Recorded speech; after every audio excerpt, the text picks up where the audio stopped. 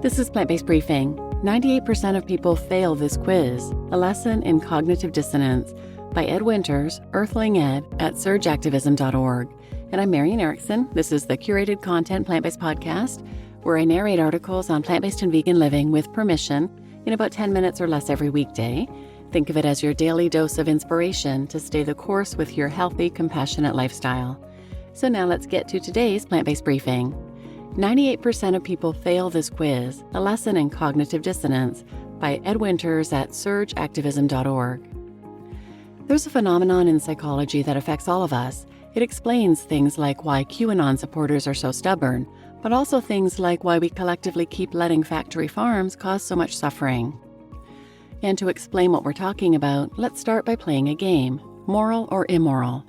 We'll give you a set of events, and you tell us whether you think they are moral or immoral. Number 1.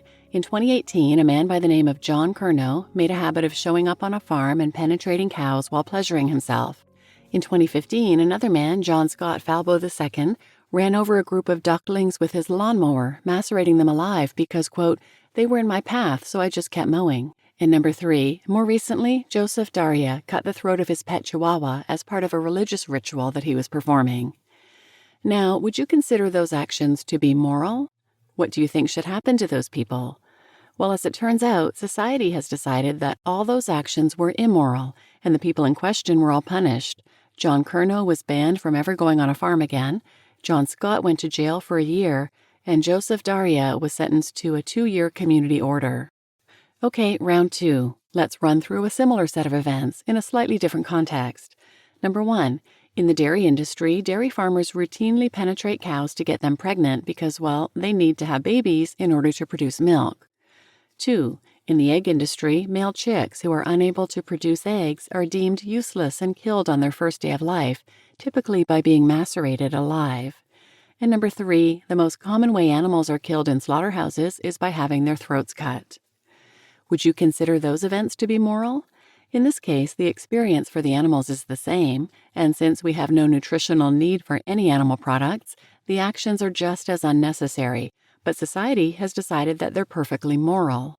In those industries, those actions are standard legal practices. The animal agriculture industry does them to billions of animals every year, and not only that, we pay them for it.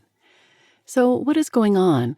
Why is John Curnow described as dirty and pervy, but we pay dairy farmers to do what he did? I mean, do we really want the secretions that come out of cows' udders that badly? Most obviously, these contradictions exist because we are completely removed from the process of what we're paying for. Many of us are simply not aware that these are among the standard legal practices of the animal agriculture industry.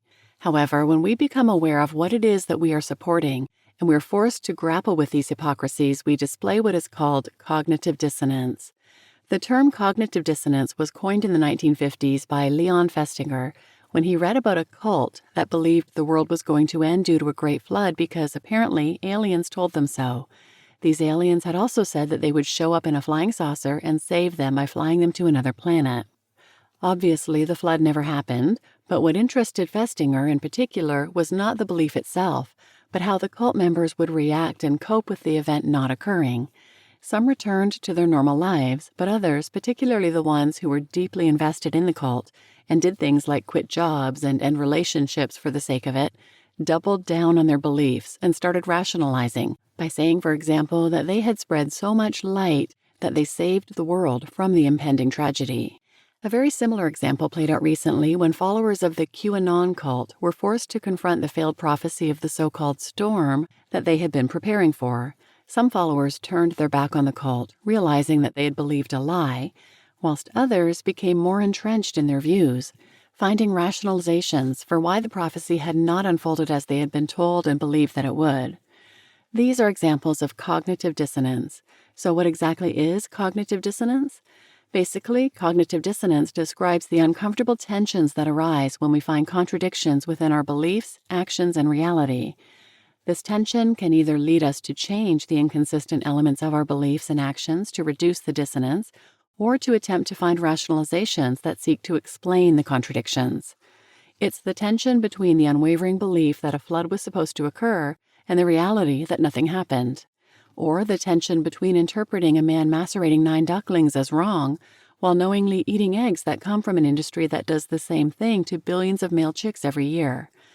Our belief that hurting and killing animals is wrong is inconsistent with the behavior of supporting industries that hurt and kill animals. This causes tension, and so to resolve that, we can either change our behavior and go vegan, or rationalize our behavior by believing things like animals can't really feel pain, vegans are the preachy ones, or eating animal products is necessary.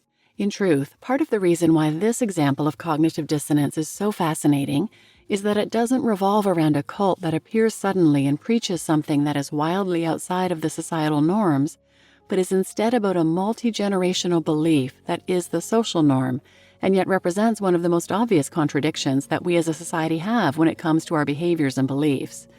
After all, if it's wrong for John Scott Falbo II to macerate ducklings on his lawn, how is it not wrong to macerate male chicks in hatcheries?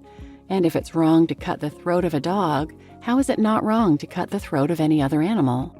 Of all the examples of cognitive dissonance, our treatment of animals is one of the ones we as a species are forced to grapple with the most.